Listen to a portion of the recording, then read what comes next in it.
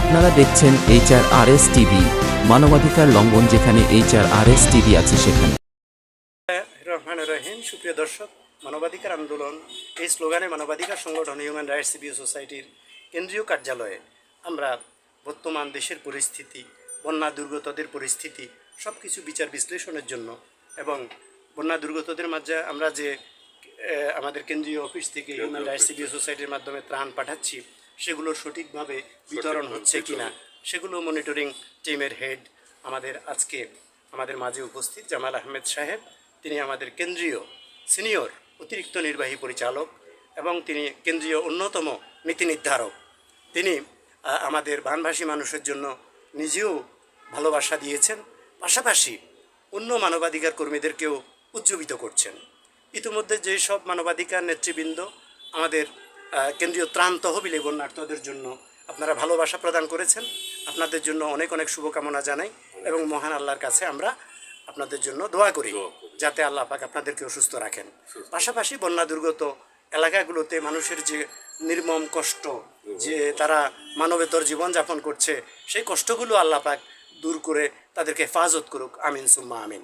আমাদের প্রিয় জামাল ভাই আপনাদেরকে শুভেচ্ছা দেবেন যে মানবাধিকার কর্মী হিসাবে আমরা কিছু কিছু অবদান রাখতে পারি।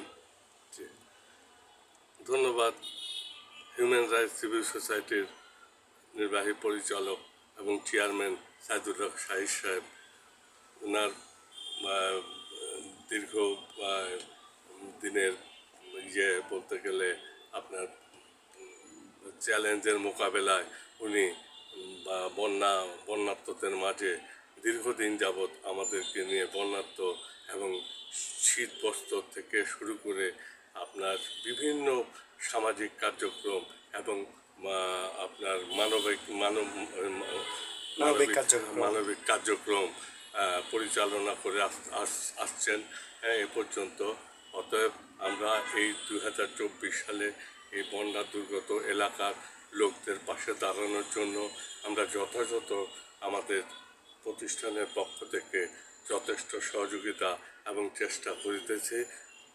আপনারা আমাদের জন্য সবসময় দোয়া করবেন, আমরা যেন এই সফল হতে পারি আর কি। ধন্যবাদ। আপনাদের সবাইকে ধন্যবাদ জানাই। আমাদের বীর ছাত্ররা যেভাবে তারা তাদের সময়, তাদের এনার্জি ব্যয় করে, মেধা, প্রজ্ঞা সব কিছু ব্যয় করে তারা যেমন একটা নতুন দিন নিয়ে এসেছে, তেমনিভাবে আমরা তাদেরকে অভিনন্দন জানিয়েছি। বর্তমান অন্তর্বর্তীকালীন সরকারকেও আমরা অভিনন্দন জানিয়েছি যাতে করে একটা সুখী সমৃদ্ধ বাংলাদেশ আমরা গড়ে তুলতে পারি সবাই মিলে। সুতরাং অন্তর্বর্তীকালীন সরকার তাদের একার পক্ষেও সব চ্যালেঞ্জ মোকাবেলা করা সম্ভব নয়।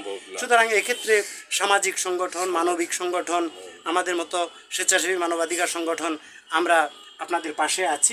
আপনারা দেশকে এগিয়ে নিয়ে যান এবং মানুষের মুখে হাসি ফুটিয়ে তুলুন। আপনারা সবাই সুন্দর থাকবেন, ভালো থাকবেন।